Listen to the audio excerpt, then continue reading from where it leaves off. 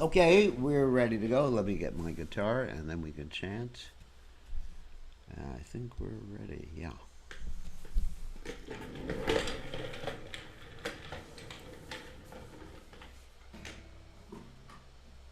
Fade into the darkness. Come into the light.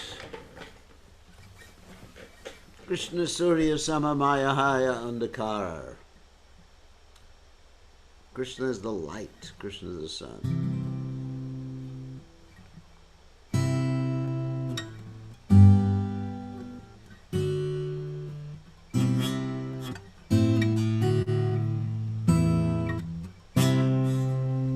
Okay.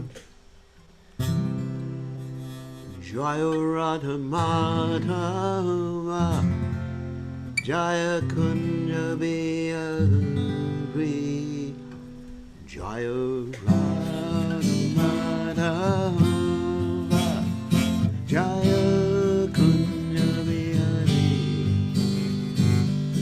Vijana Vallabha Jaya Girivaro Radhe Jaya Girivaro Radhe Vijana Vallabha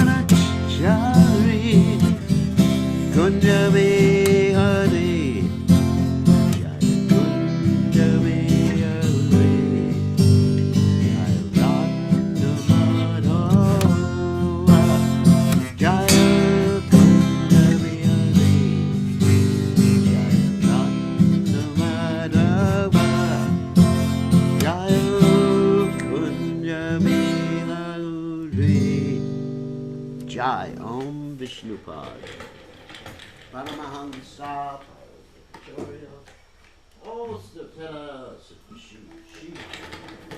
His Divine Grace Abhaya Charanada Bhaktivedanta Goswami Srila Prabhupada Ki Jai ISKCON Founder Acharya Srila Prabhupada Ki Jai Anantakoti Vaishnav Vrinda Ki Jai Namacharya Srila Haridas Thakur Ki Jai Prem Se Kaho Shri Krishna Caitanya Prabhu Nityananda Shidwaita Gadadha Shivasati Gaur Bhakta Vrinda Ki Jai Shri Shri Radhakrishna Gopika Patnath Shyam Kun Radhakunda Giri Govardhan Ki Jai Vrindavanam Ki Jai Maturidam Ki Jai Jagadasami Ki Jai Yamudamaya Gajai, Shimati Lasi Devi Gajai, Samaveda Bhakta Vrindi Gajai.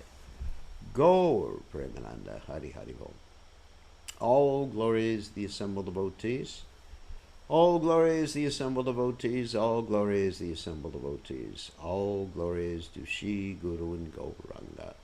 Srila Prabhupada Ki Jai. Gaur Premananda. Nama Om Vishnu Vidaya Krishna Prastaya. Bhutale Srimati Bhaktivedanta Swamini Namani Namaste Saraswati Devi. Gauravani Pacharani Nivashesha Shunyavadi Paschachate Shatarani. So, Om Gana Timidanda Shah Gananjana Shalakaya Chakshurun Meditam Yena Tasmai Shri Gurave Namaha. I offer my respectful obeisances unto the lotus feet of my spiritual master, His Divine Grace A.C. Bhaktivedanta Swami Srila Prabhupada Ki Jai, who has so kindly opened my eyes with the torchlight of knowledge while I was blinded in the darkness of ignorance. Alrighty, so now we will move ahead. Okay.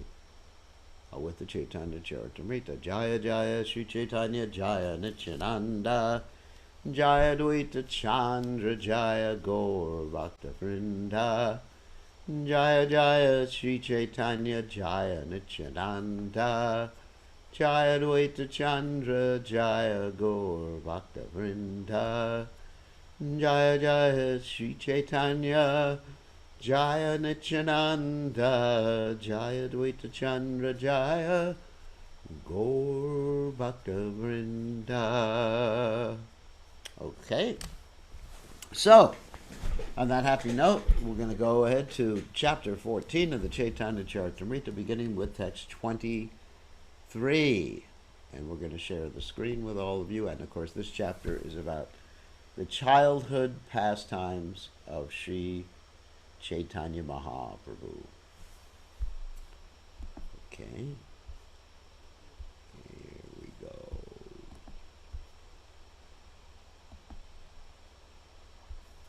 Just give me 1 second to get everything set. Alright, that's set there. Chat. And that is set there. Okay. Caitanya Mahaprabhu Ki Jai. Okay, let's go. Wait a second. Dhabai Katadina Kaila Pada Chankramana Shishugane Mili Kaila Vivida Kailana. After some days, the Lord began to move his legs and walk. He mixed with other children and exhibited various sports. Of course, now we're talking about Lord Chaitanya. Ekadina Shachi Koi Sandesha Niya Bhatabari Dia Boila Kaotavasiha. One day, while the Lord was enjoying his playful sports with the other children, Mother Shachi brought a dish filled with fused rice and sweetmeats and asked the child to sit down and eat them. Eta bali gela shachi grihe karma karite rukhanaka lagila shishu ritika kaite. But when she returned to her household duties, the child hid from his mother and he began to eat dirt.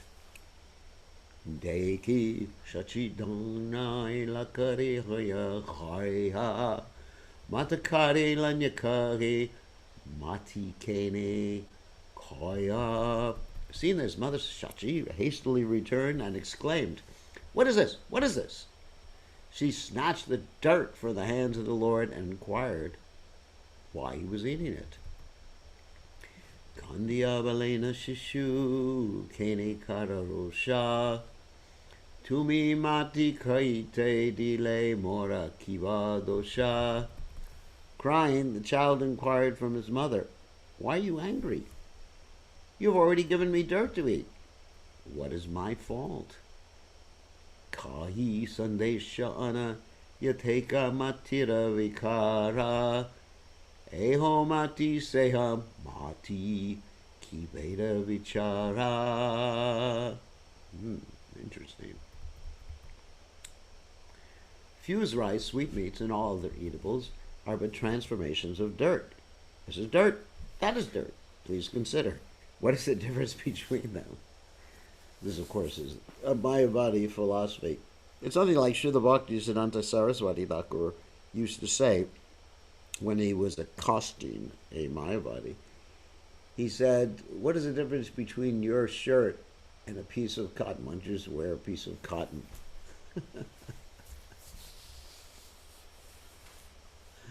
Because there's variety in oneness. And of course, that's called Achincha Beta Abeta Tattva philosophy. Achincha Beta Abeta Tattva philosophy. One and different simultaneously, and Achincha. It's inconceivable. And who causes the variety to occur in the dirt? Or in the, technically speaking, earth, water, fire, air, and ether. Because that's what dirt is composed of, because it's the grossest element, earth, but it also has within it the subtler elements.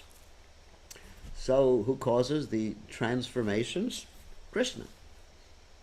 Because before the time of the cosmic creation, all the different elements were merged, and they were called the Pradhana. And then Krishna glanced at them, and that glance was Shambhu, Shambhu, Shambhu, Shambhu, Shivaya. So Lord Chaitanya is being really philosophical with his mother here. Mati deha, mati bhaksha, dekha vichari, avichare deodosha ki valite pari. This body is a transformation of dirt, and the eatables are also transformations of dirt. Please reflect upon this. You are blaming me without consideration. What can I say? And Prabhupada explains, this is an explanation of the Mayavada philosophy, which takes everything to be one. The necessities of the body, namely eating, sleeping, mating, and defending, are all necessary in spiritual life. When one is elevated to the spiritual platform, there are no more bodily necessities, and in activities pertaining to the bodily necessities, there are no spiritual considerations. In other words, the more we eat, sleep, have sex, try to defend ourselves, the more we engage in material activities. Unfortunately, Mayavada philosophers consider devotional activities to be bodily activities. They cannot understand the simple explanation in the Bhagavad Gita in the 14th chapter, text 26. Mam chayo vyavicharena bhakti yogena sevate sagunan samati chaitan brahmabhuyaya kalpate.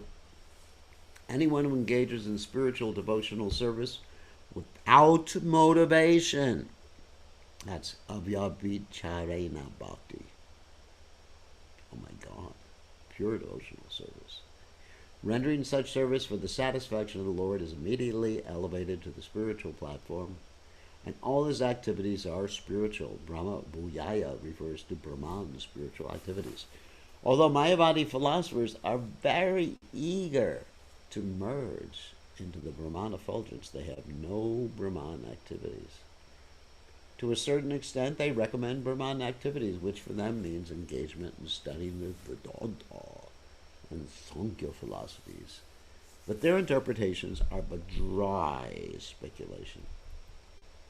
Lacking the varieties of spiritual activity, they cannot stay for very long on that platform of simply studying Vedanta or Sankhya philosophy.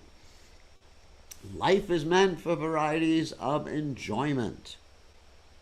As Prabhupada would say, variety is the mother of enjoyment. The living entity is by nature full of enjoying spirit, as stated in the Vedanta Sutra 1.1.12. Ananda Mayo Vyasat. In devotional service, the activities are variegated and full of enjoyment. As stated in the Bhagavad Gita in the 9th chapter, text 2, all devotional activities are easy to perform. Sushukam kartam, and also avyam, and are eternal and spiritual. Oh, there it is, avyam.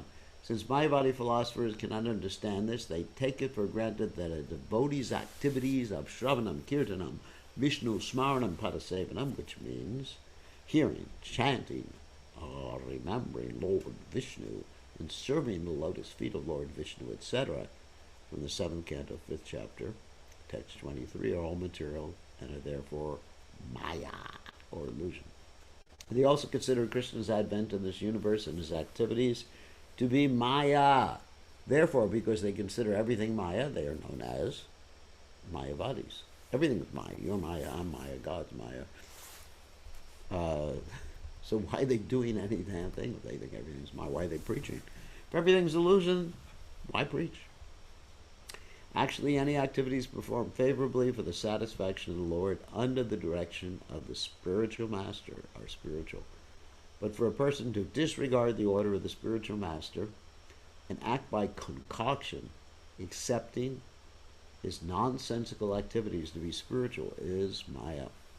One must achieve the favor of the Supreme Personality of Godhead through the mercy of the spiritual master. Therefore, one must first please the spiritual master, and if he is pleased, then we should understand that the Supreme Personality of Godhead is also pleased. But if the spiritual master is displeased by our actions, they are not spiritual.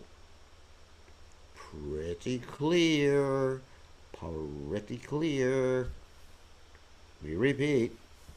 But if the spiritual master is displeased by our actions, they are not spiritual. Why is that? Well, several different reasons. First of all, Krishna is controlled by his pure devotees, like Srila Prabhupada. And so if the pure devotee is not pleased, Krishna ain't pleased. That's one reason. Okay? Good reason. Another reason is the Takshi Krishna Namadi, that we cannot actually approach Krishna with our senses or offer everything or anything directly to Krishna, but we have to offer through someone who is in contact with Krishna. Takshi Krishna Nabhavet Grayam Indriyat. But Sevan Mukhe, but by serving the spiritual master, he jivado, beginning with the tongue, of course, eating prasadam. It's nice service. Swayameva Spirachana, one can actually reach that position. Srila Vishwanath Chakravarti Thakur confirms this in his famous prayer that we chant every morning, Yasha Prasadat Bhagavat Prasado Yasha Prasadat Nagati Gato Pi. By pleasing the spiritual master, Krishna is pleased, that's a translation. And by displeasing the spiritual master, it's not known where someone is going.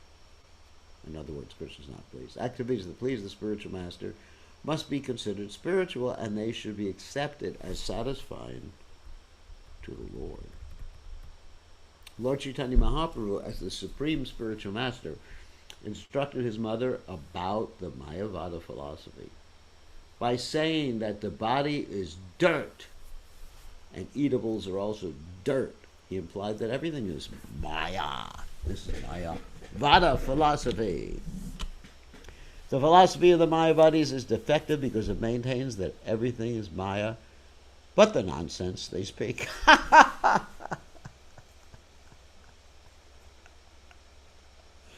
That is so humorous. Prabhupada has like a real interesting sense of humor. It says the philosophy of the Mayavadis is defective because it maintains everything is Maya.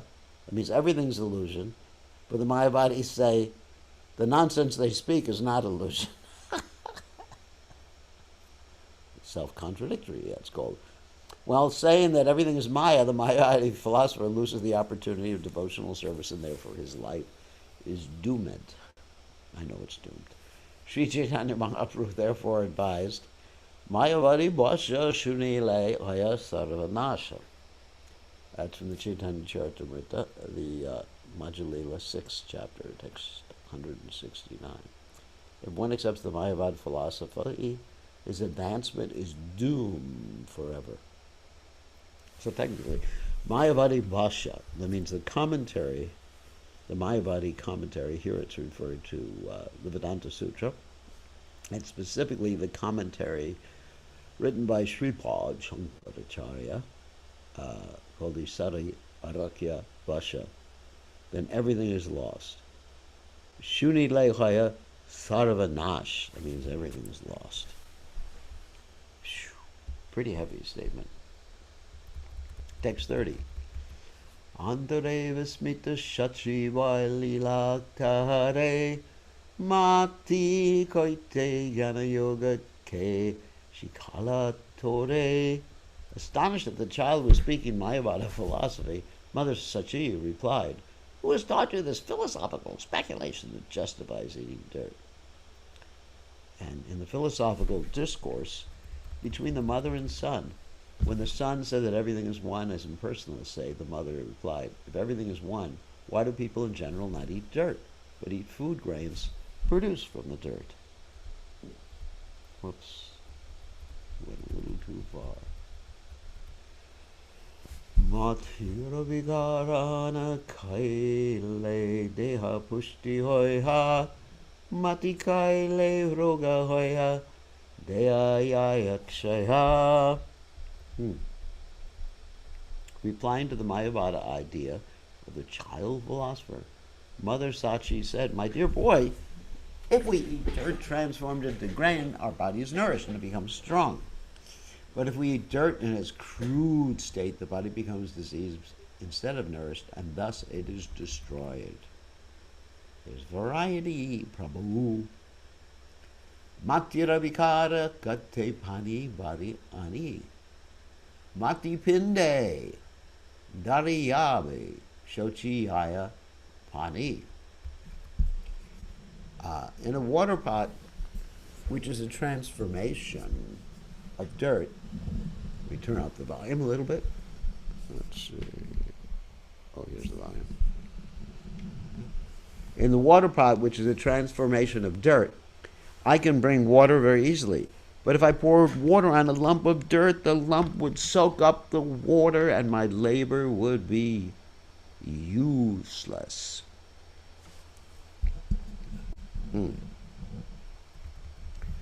The simple philosophy propounded by Sachi Mata, even though she is a woman, can defeat the Mayavada philosophers who speculate on oneness. The defect of Mayavada philosophy is that it does not accept the variety that is useful for practical purposes.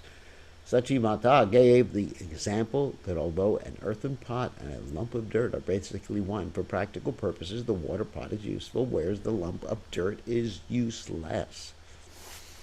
Sometimes scientists argue that matter and spirit are one with no difference between them. Factually, in a higher sense, there is no difference between matter and spirit, but one should have the practical knowledge that matter, being an inferior state of existence, is useless for our spiritual blissful life, whereas spirit, being a finer state, is full of bliss. Now, why does Prabhupada say that in a higher sense there's no difference between matter and spirit? Because, why? Both come from Krishna. Remember the verse? Aham sarvasya pravo matak sarvam pravartate iti matva bhajantina buddhabhava samanvata. Everything comes from me. Aham, me, sarvasya, all. Prabhava, it comes. I emanate. And those who know this, Krishna says, they worship Krishna. So in that sense, everything is one, because everything comes from the same person. It's just like, you come to my house and you say, it is all belonging to Veer Krishna Maharaj. But there's a difference between the desk and the toilet bowl. So this material world, continuing with that particular analogy, this material world is Krishna's toilet bowl. He has flushed us all into this material existence. Okay, so that's the explanation. In this connection, Bhagavatam gives an example that dirt and fire are practically one and the same. From the earth grow trees, and from their wood comes fire and smoke. Nevertheless, for heat we can utilize the fire, but not the earth, smoke, or wood. Therefore, for the ultimate realization of the goal of life, we are concerned with the fire of the spirit, not the dull wood or earth of matter. Atma lukaite prabhu balila tanhare age kena hi hamata nashikale more. The Lord replied to his mother, "Why did you conceal self-realization by not teaching me this practical philosophy in the beginning?" Purport: if from the beginning of life one is taught the Vaishnava philosophy of duality, of variety, the monistic philosophy will not bother him very much. In reality, everything is an emanation from the supreme source, Janma Dyasha Yataha. And actually that's from the Bhagavatam, first verse. And it says the absolute truth is he, or he who from everything comes. That's the definition of the absolute truth. The original energy is exhibited in varieties exactly as the sunshine, the original energy emanated from the sun, exhibits itself in variety as light and heat. One cannot say that light is heat or that heat is light, yet one cannot separate one from the other. Obviously. Therefore, Lord Chaitanya Mahaprabhu's philosophy is Achincha Beda Beda. Beda Abeda. Tattva. Inconceivable non-separation distinction. Although there is an affinity between two physical manifestations, light and heat, there's also a difference between them. Similarly, although the whole cosmic manifestation is the Lord's energy, the energy is nevertheless exhibited in varieties of manifestations. I remember years ago when I was going out to the university campuses to preach, I would have these arguments with so many people about how everything is one. So at one point, someone came up to me, he had a bicycle, and he said, "Everything is one." I said, "Oh, thanks for your bicycle. Your bicycle is my bicycle." So I just grabbed his bicycle, and he got really upset. Fortunately, he didn't call the police. But I was proving the point, and then to another person I said, "Your wallet is my wallet. Your money is my money." Of course, he didn't say that my money was his money. And at that point, I didn't have any money, so it was all right. So, Ebe Sajanilan Adamatina Kaiba Shudalage Abe Tabe Tomarastana Piba. Now that I can understand this philosophy, no more shall I eat dirt. Whenever I'm hungry, I shall suck your breast and drink your breast milk. Etabali Jananira Kolite Chadiha Stanapana Kare Prabhu Ishat Hasiha. After saying this, the Lord smiling slightly, climbed on the lap of his mother and sucked her breast. Emate nana chale aishvaya dekaya balya baba vakatiya paschat lukaya. Thus, under various excuses, the Lord exhibited his opulences as much as possible in his childhood, and later, after exhibiting such opulences, he hid himself. So here he was exhibiting the opulence of knowledge. Wow. And there's an interesting story that's coming up that I have to really expand a little bit. Atiti viprerahana koila tinabara pache gupte se vipre karila nishtara. I think Prabhupada actually tells the story in the purport. Yeah, on one occasion the Lord ate the food of a Brahmin guest 3 times, and later in confidence the Lord delivered that Brahmin from material engagement. The story of the deliverance of the Brahmin is as follows.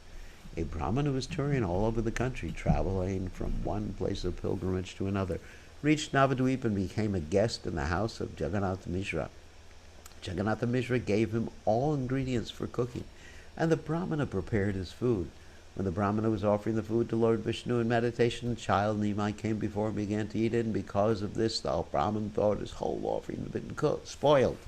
Therefore, by the request of Jagannath Mishra, he cooked for a second time, but when he was meditating, the child again came before him and began to eat the food, and again spoiling the offering.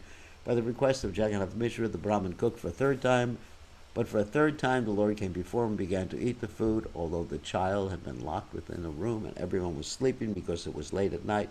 Thus thinking that on that day Lord Vishnu was not willing to accept his food and that he was therefore ordained to fast, the Brahmana became greatly agitated and cried, "Hoi, hoi! What has been done? What has been done?" When Lord Chaitanya Mahaprabhu saw the Brahmana in that agitated state, he told him, "Formerly I was the son of Mother Yashoda. At that time also you became a guest in the house of Nanda Maharaj, and I disturbed you in this way. I am very much pleased by your devotion, therefore I am eating the food you prepared." Understanding the favor offered to him by the Lord, the Brahmana was greatly pleased, and he was overwhelmed with love of Krishna. He was thankful to the Lord, for he felt himself greatly fortunate. Then the Lord asked the Brahmin not to disclose the incident to anyone else. This pastime is very elaborately explained in the Caitanya Bhagavat Adikanda, chapter 5. I guess I'll get a little bit more elaborate about this one. So once upon a time, this Brahmana, with his deity, the Shila, came to the house of Jagannath Mishra and Shachimata. So, naturally, the Brahmana, he cooked for himself. That's the standard. And actually, Prabhupada told the story how in the old days, Brahmanas would not eat food cooked by anyone else but themselves. I mean, basically, in certain cases, they wouldn't even eat their wives' food. They would just cook themselves. And when it so happened that someone from a Brahmin family was in the army would make arrangement for him to have a little stove so he could cook for himself. Really interesting. Prabhupada actually said if you cook for yourself, you like what you're cooking, and you'll be healthy. And if you like what you eat, you'll be healthy. And if you cook for yourself, you won't get anyone's bad consciousness. So this Brahmana, he was cooking for himself. So what happened is that Jagannath Mishra offered this Brahmin some boga and place to cook. So the Brahmin cooked, and he was saying his mantra, which is like the Gopal mantra. And then Lord Chaitanya crawled up and he started eating. And the Brahmana said, "He's eating." And Jagannath Mishra took him away and put him in another room.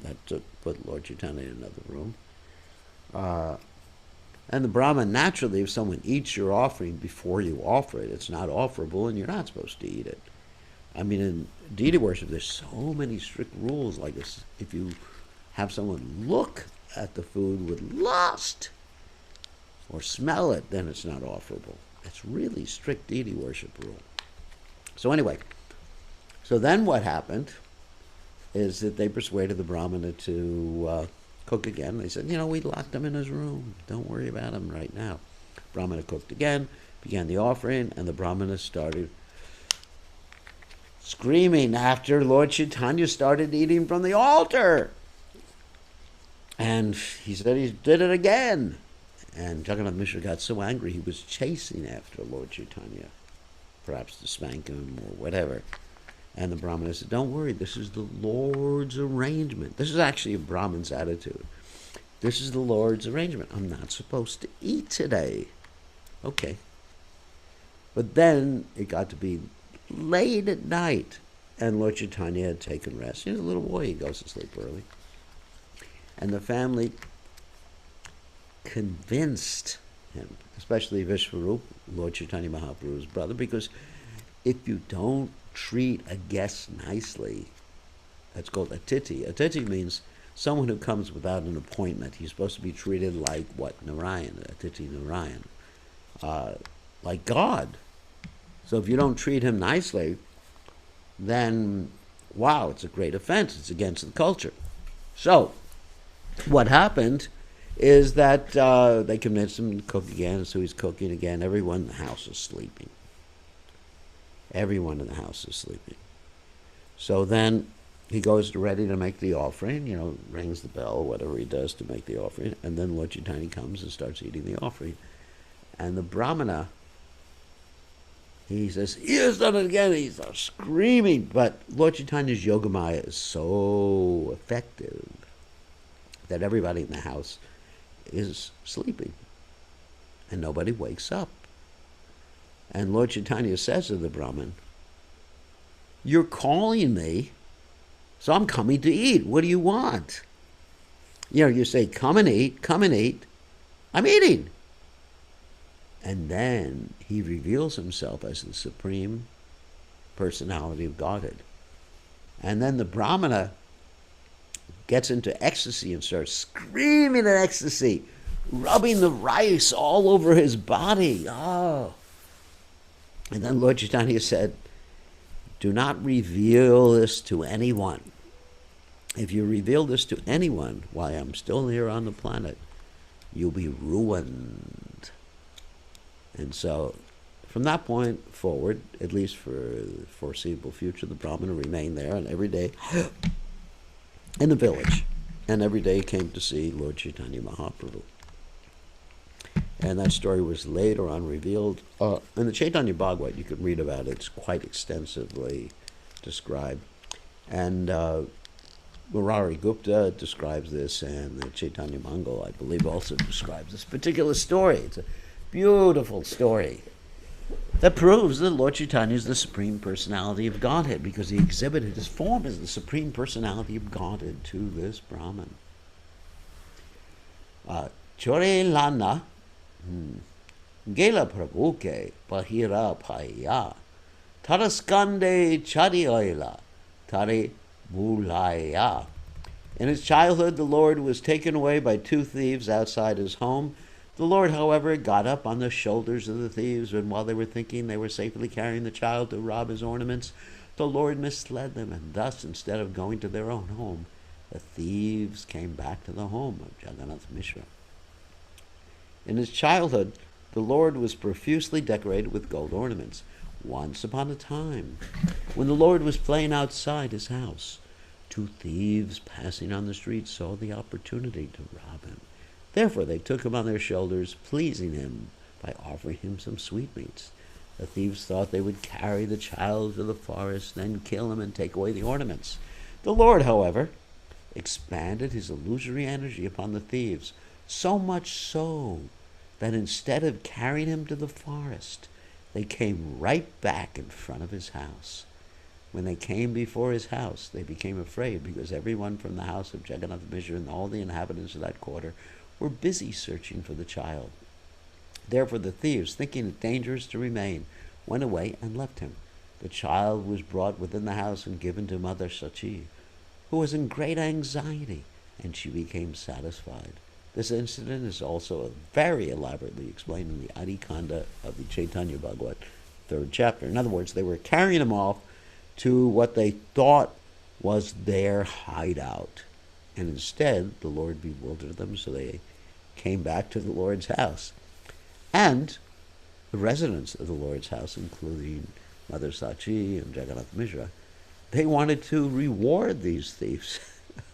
So they thought, oh, they had brought the child back, and they were thinking, why did they leave so quickly? Vyadi chale jagadisha haranya sadhane Vishnu naivedya kailai kadashi jane. Pretending to be sick, the Lord asked some food from the house of Haranya and Jagadisha on the Ekadasi day. In the Chaitanya Bhagavat, Adikanda, chapter 6, fully describes the Lord's accepting Vishnu Prasadam on the Ekadasi day at the house of Jagadisha and Haranya. Regular prasadam is offered to Lord Vishnu on Ekadashi, because although fasting is recommended for devotees on Ekadashi, it is not recommended for Lord Vishnu. Once on Ekadashi, in the house of Jagadish and Haranya Pandit, there were arrangements for preparing a special prasadam for Lord Vishnu, and Lord Chaitanya Mahaprabhu asked his father to go there to ask for the Vishnu prasadam because he was feeling sick. The house of Jagadish and Haranya Pandit was situated about 2 miles from the house of Jagannatha Mishra. Therefore, when Jagannatha Mishra, on the request of Sri Chaitanya Mahaprabhu, came to ask Jagadisha and Haranya for the prasadam, they were a little astonished. How could the boy understand that special prasadam was being prepared for Lord Vishnu? They immediately concluded that Nimai must have supernatural mystic power. Otherwise, how could he understand that they were preparing special prasadam? Therefore, they immediately sent the food to Lord Chaitanya Mahaprabhu through his father, Jagannath Mishra. Nimai was feeling sick, and immediately after eating the Vishnu prasadam, he was cured, and he also distributed the prasadam among his playmates. So, as far as the Ekadasi is concerned, it's not that Lord Chaitanya was breaking Ekadasi, because before you're a certain age, and some people say 8, and after you're a certain age, some people say 80, you don't have to follow Ekadasi. So, Let's see, how many more years do I have? I have 8 years and a few months. Anyway, it doesn't matter to me. Because my diet is such that it's just about a Kaddishi every day. No grains. So it's not too much different. It's not really an austerity. So, Shishu Sabalaihi Pada Parasiragare Churi Kari Dravyakaya Mare Bala Kire. As usual for small children, he learned to play, and with his playmates, he went to the houses of neighboring friends, stealing their eatables and eating them. Sometimes the children fought among themselves. Of course, what you're hearing are many pastimes that are, let's say, very much connected to the pastimes that Krishna executed over 5,000 years ago when Krishna was a little child in Braj. For example, Krishna ate dirt, and Balaram ratted on him. Of course, ratted, for those of you who don't know, told Mother Yashoda what was happening. And Yashoda I looked in Krishna's mouth, and she saw all the universes and herself, and Krishna in Krishna's mouth. Oh my God. So that's one pastime. And another pastime is all the trickery that Krishna had or enacted when he was young. And you'll see that Lord Chaitanya Mahaprabhu was just as rambunctious and tricky and cheeky as Krishna was. Some of the pastimes are a little different, but it's rambunctiousness. Yeah, so Pran Govinda authorized it. He said, below 8 or above 80. Don't have to follow a Kaddishi. Jai. Pray that I can make it to 80. It doesn't matter. I mean, devotees complain about a Kaddishi being austere. It's not austere. When Srila Prabhupada started the movement, may come as a shock to some of you who don't understand Prabhupada's mood. Prabhupada had special preparations, non-grain preparations, on a Kaddishi. So Kaddishi was actually more opulent as far as prasadam than the other days, at least for us newbies when we first joined the movement. And Prabhupada actually had devotees prepare for him special tasty food on a Kaddishi. That's very, very interesting. But no grains, of course. That was really important. Because the most important thing is what? Parichan Krishna consciousness. It is so important that even one day Srila Bhaktisiddhanta Saraswati Thakur, in order to empower or to give energy to one of his disciples who wasn't feeling too well on Ekadasi, allowed his disciple to eat rice. Now, I'm not saying we should do that, because we are here in good old America, and there are many substitutes for rice that are not grains.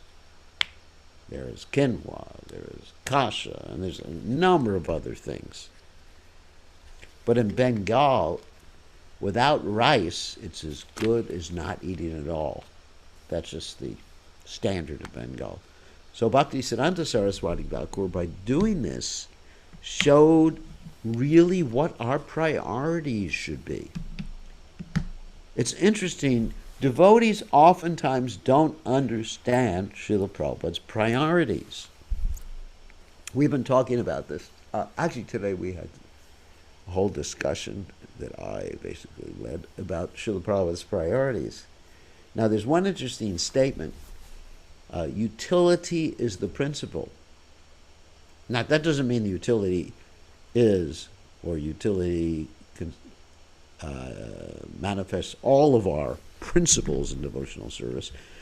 But Prabhupada's acceptance of that means that basically, by hook or by crook, preach Krishna consciousness and do things that would ordinarily be wild, like Bhaktisiddhanta Saraswati Thakur even arranging sometimes for meat to be fed to Britishers, in order to spread or judge by the results.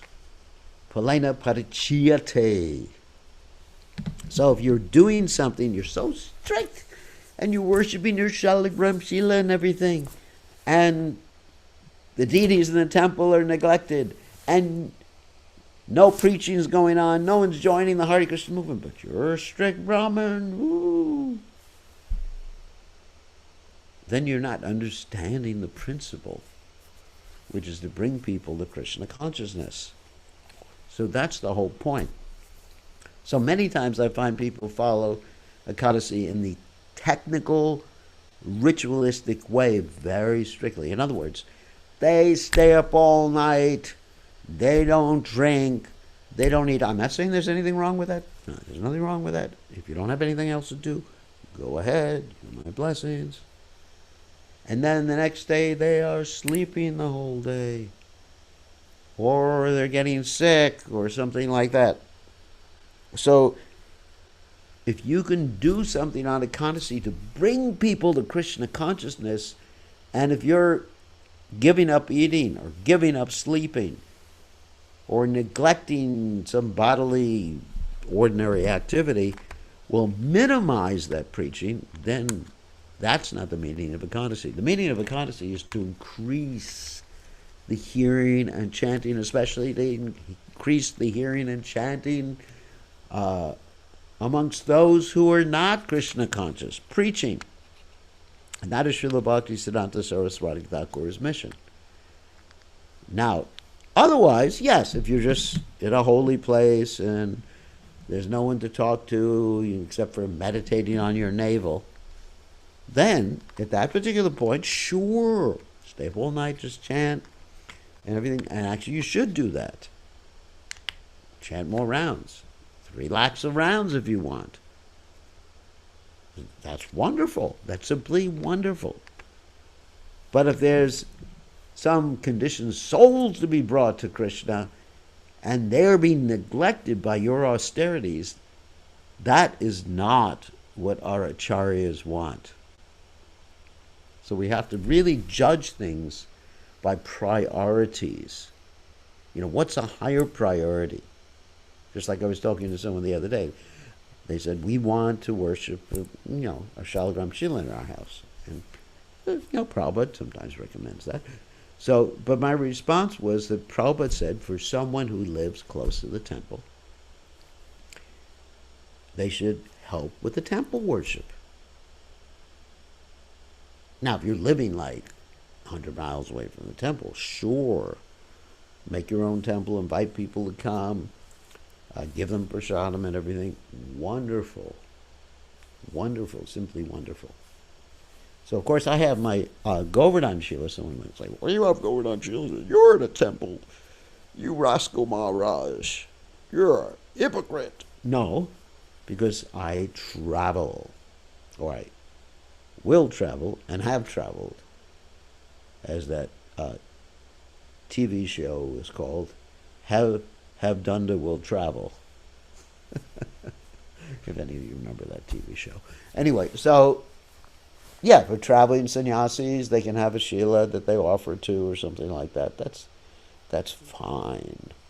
But for those who are living close to the temple, it's Prabhupada's mission. It's Prabhupada's mission. You should contribute to the mission. That's the most pleasing to Prabhupada. Whatever you can do to maximize your contribution to Prabhupada's mission.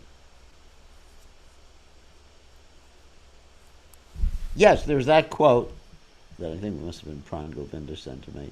Yes, it says that in the NOD, but our acharyas tell us adjust that in a different way.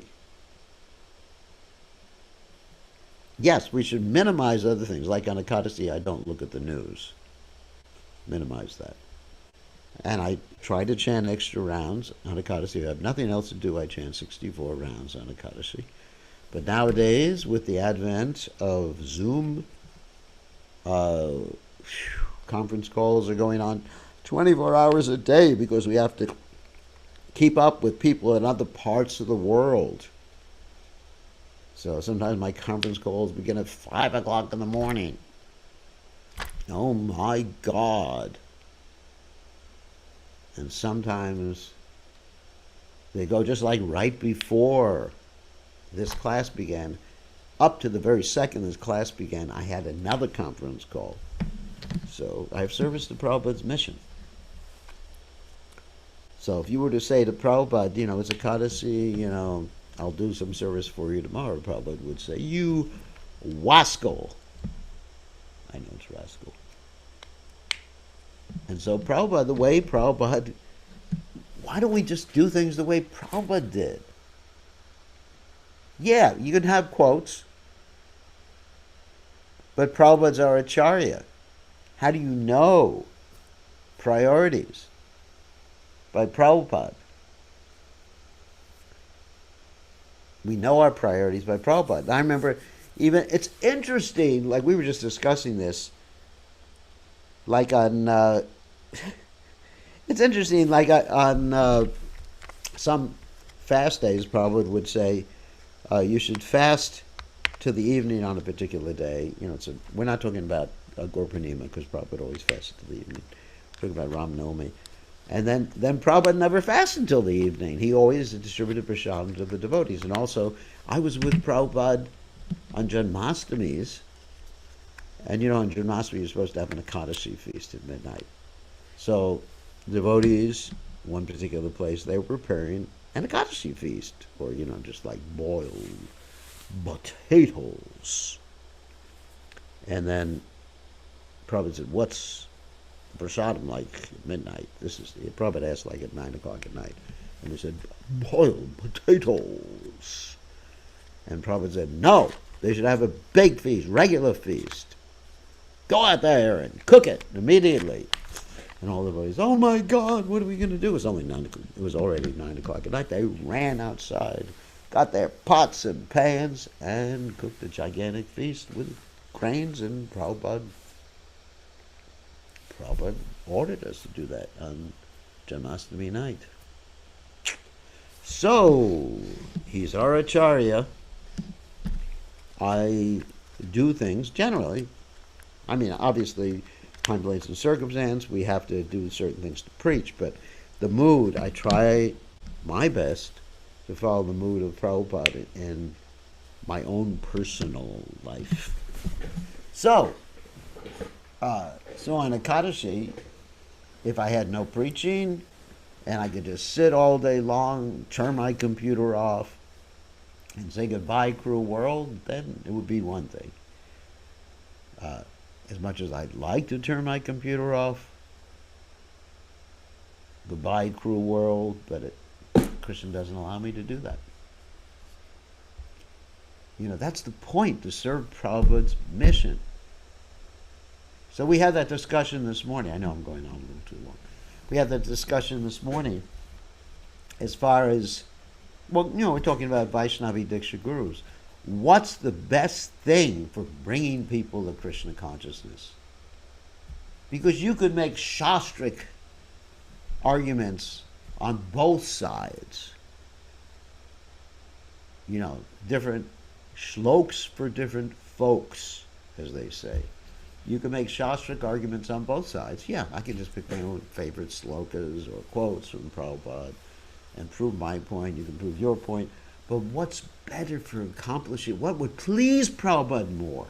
That's really what you have to, just like we were hearing before this verse, Yasha Prasada Bhagavat Prasada Yasha Prasada Nagati Katopi. That's the point.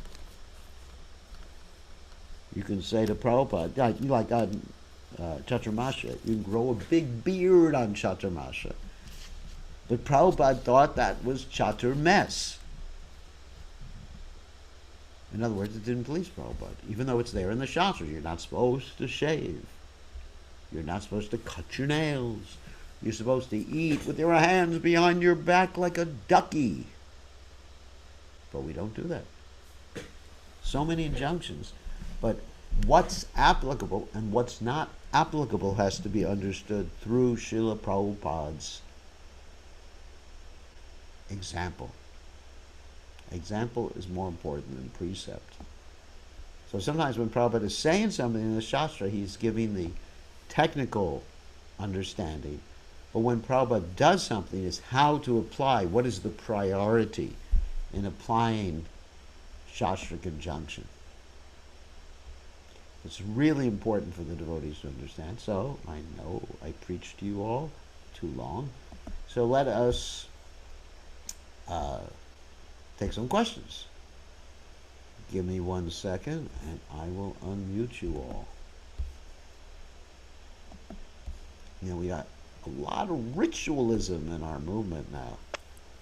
A lot of ritualism. Let me just get this camera moving. Okay. So, as everybody can tell, I am not a ritualistic person. My point is, if it brings someone to Krishna consciousness, do it. Risk your life, but do it. Okay. Okay, who wants to risk their lives and ask me a question? I have a question, Maharaj. Uh-oh. There's our Dom Vasi. You there? Yes, Maharaj. Please accept my humble obeisances. All goes to Prabhupada. All right. I love your conviction, Maharaj. You are really makes me feel more dedicated to Prabhupada. Thank you for that.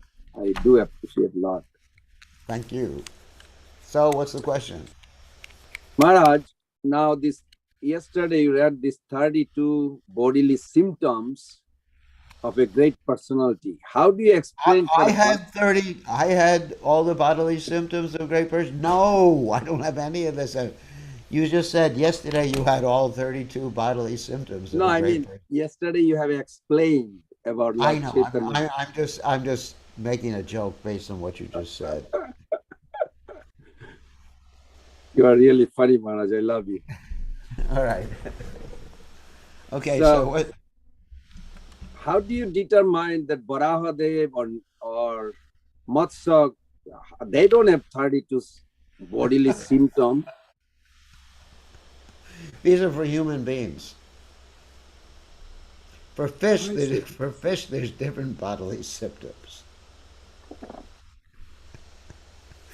but they have the same marks on their feet. How about that? But obviously, the bodily symptoms for a fish or a big boar are not the same as a human being. You mean Varahadev had those on the Yes. Oh food? yeah. Oh, Oh yeah. But interesting. he Hare Krishna, Gurudev.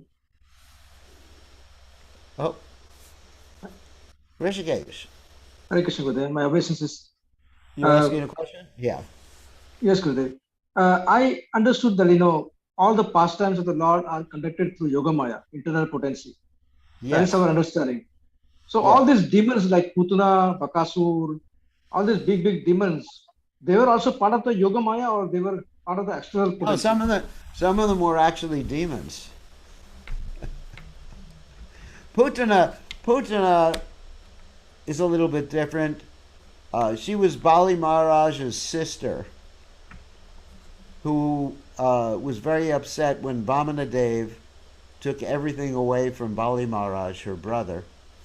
She had some maternal attraction to Vamana, and then she had some anger towards Vamana. She thought, I may be his mother, but I'm going to kill him. So she took birth as Putana. So all the Kubja, other of demons, course, Kubja wasn't a demon, but she was Serpanakan in the past. But but the other devotees, some of them were other, actually demons, or they. If you look at Bhaktivinoda Thakur's explanations, some of them were actually sages who were cursed, or demons who were cursed by sages. There's a whole history of them. There's a whole history which I don't have time to tell right now, but of who the demons were in their past lives. Some of them were actually sages who committed an error, they offense against another sage. Some of them were actually demons. Anyway, but they all got liberated by being killed by Krishna. so all these people who are covered by external potency, they really cannot see Krishna. But here the demons could see Krishna and fight with him. That means they were temporarily controlled by Yogamaya. That means that they were very blessed, but their consciousness was under Mahamaya. Like Kamsa, for example. I mean, Kamsa was definitely demoniac. Yeah, I know the Krishna Samhita. So, so Kamsa was definitely demoniac because he was previously the son of Kalanemi.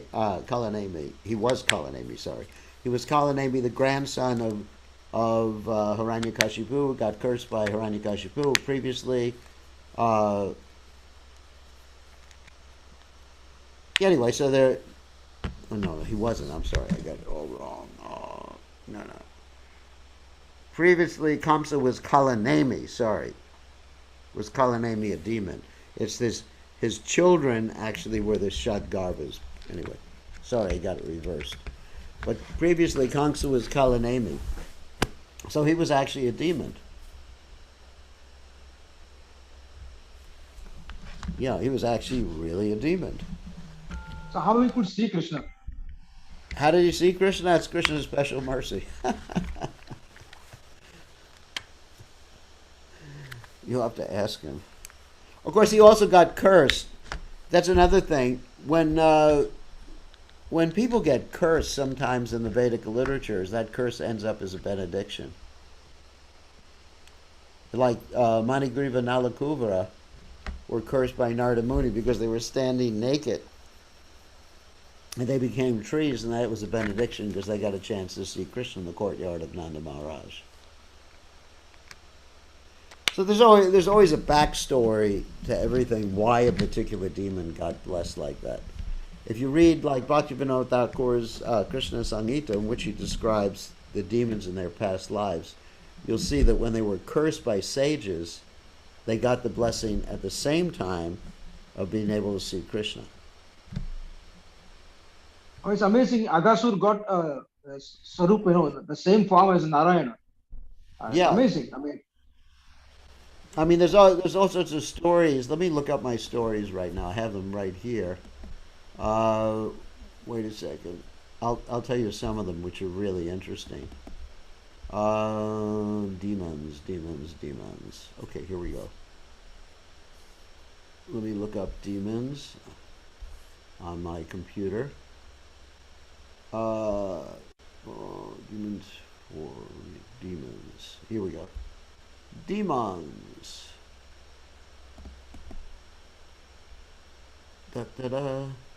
Putana. Putana represents the shoot. This is actually from Bhaktivinoda Thakur. And they actually represent different anarthas. Putana represents the pseudo guru, which is like one's mind.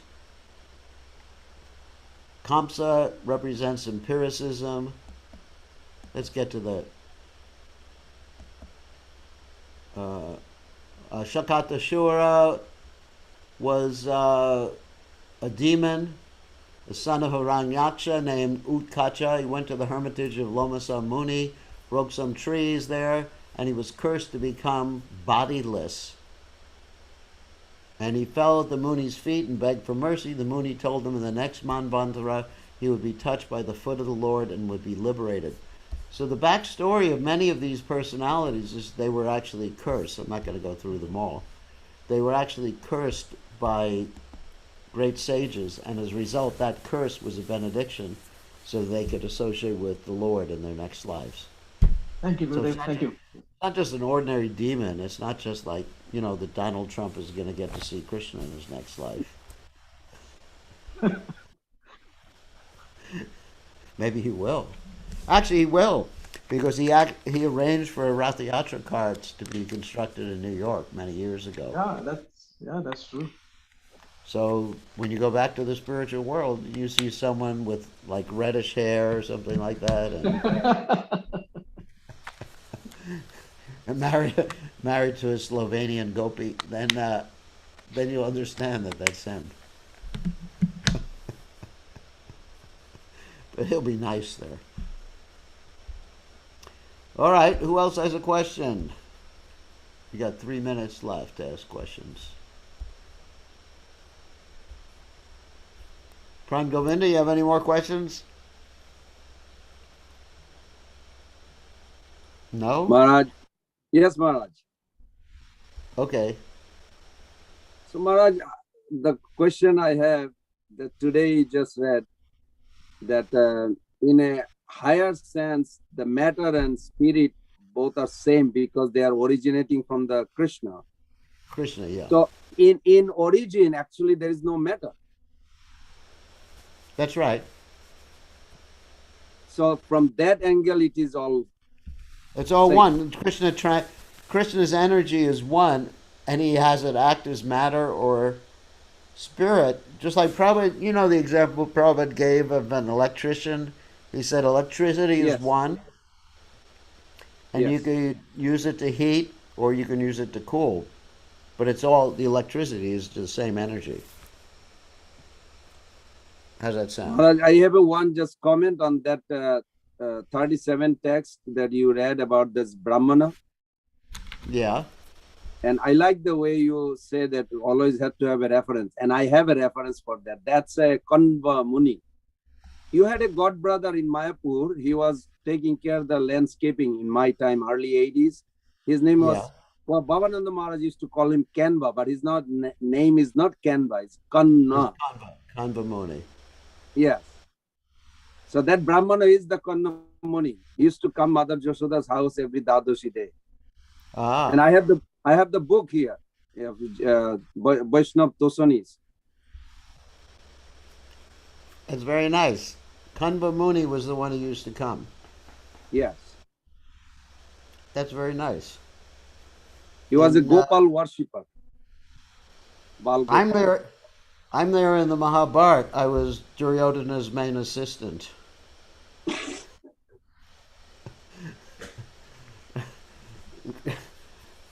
And my name was Rakshasa. Maharaj, your humility is too attractive. I wish I would have humility like you.